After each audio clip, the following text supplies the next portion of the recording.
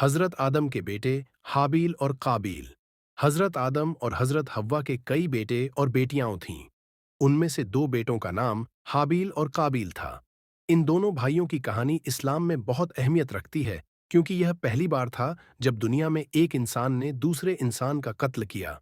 हाबील और काबील का किस्सा, अल्लाह ताला ने यह हुक्म दिया था कि हजरत आदम की औलाद एक खास तरीके से शादी करें।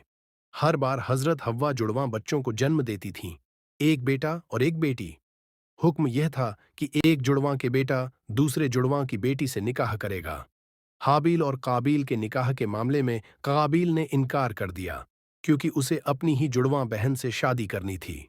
वह इस हुक्म से नाराज हो गया और उसने अपने पिता हजरत आदम से बहस की। हजरत आदम ने इस मामले को अल्लाह पर छोड़ दिया और दोनों बेटों से कहा कि वे अल्लाह की राह में कुर्बानी करें। जिसका नजरिया कबूल हो जाएगा, उसी का फैसला सही माना जाएगा।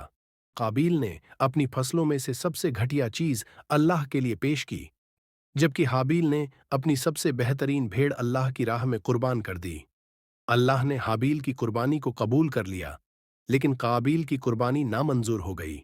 यह देखकर काबील के दिल में हाबील के लिए नफरत और जलन पैदा हो गई।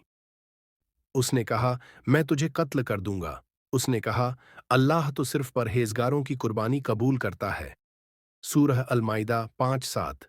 दुनिया का पहला कत्ल।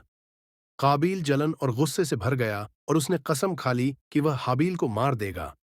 हाबील नेक इंसान था और उसने अपने भाई को समझाने की कोशिश की, लेकिन काबील पर शैतान का असर हो चुका था। एक दिन काबील ने जंगल में हाबील पर हमला कर दिया और उसे मार डाला। यह इंसानों का पहला कत्ल था। फिर भी उसके नफ्स ने अपने भाई के कत्ल का इरादा कर लिया और उसे कत्ल कर दिया। वह नुकसान उठाने वालों में से हो गया। सूरह अल-माइदा 5:30। जब काबील ने हाबील को मार दिया, तो उसे समझ नहीं आ रहा था कि वह उसके शव का क्या करे। अल्लाह ताला ने एक कौआ भेजा, जिसने जमीन खोदकर एक दूसरी मरी हुई चिड़िया को दफन किया।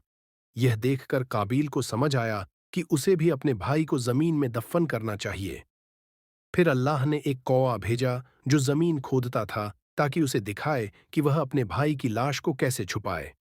सूरह अल-माइदा 5:31। यह देखकर काबील शर्मिंदा हुआ और पछताने लगा, लेकिन तब तक बहुत देर हो चुकी थी।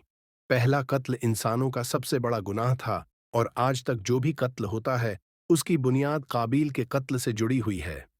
हजरत मोहम्मद ने फरमाया, जो भी नाहक्का किसी का कत्ल करेगा, उसे उसका हिस्सा मिलेगा, लेकिन उसके गुनाह का एक हिस्सा काबील को भी मिलेगा।